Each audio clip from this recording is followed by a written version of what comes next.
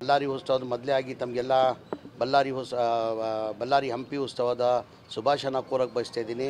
ತಮಗೆಲ್ಲ ಗೊತ್ತಿದ್ದಂಗೆ ಹಂಪಿ ಉತ್ಸವ ಅಂದರೆ ಬಳ್ಳಾರಿ, ಕೊಪ್ಪಳ, ವಿಜಯನಗರ ಜಿಲ್ಲೆಗೆ ಒಂಥರ ನಾಡಹಬ್ಬ ಇದ್ದಂಗೆ.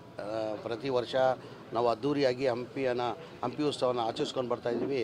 ನಿಮ್ಮ ಮಾಧ್ಯಮ ಮುಖಾಂತರ ರಾಜ್ಯದ ಜನಕ್ಕೆ ನಾನು ಕೈ ಜೋಡಿಸಿ ಮನವಿ ಮಾಡಿ ಕೇಳ್ತೀನಿ, ಹೆಚ್ಚಿನ ಸಂಖ್ಯೆಯಲ್ಲಿ ಬಂದು ಈ ಹಂಪಿ ಉತ್ಸವನ ಯಶಸ್ವಿ ಮಾಡಬೇಕಂತ ಕೈ ಜೋಡಿಸಿ ಮನವಿ ಮಾಡ್ತೀನಿ. ನೆನ್ನೆನೂ ಮಾಧ್ಯಮದಲ್ಲಿ ನಾನು ಹೇಳಿದ್ದೀನಿ, ಈಗ ಮುಖ್ಯಮಂತ್ರಿ ಕುರ್ಚಿಯಲ್ಲಿ ಮನೆ ಸಿದ್ದರಾಮಯ್ಯ ಅವರು ಕೂತಿದ್ದಾರೆ.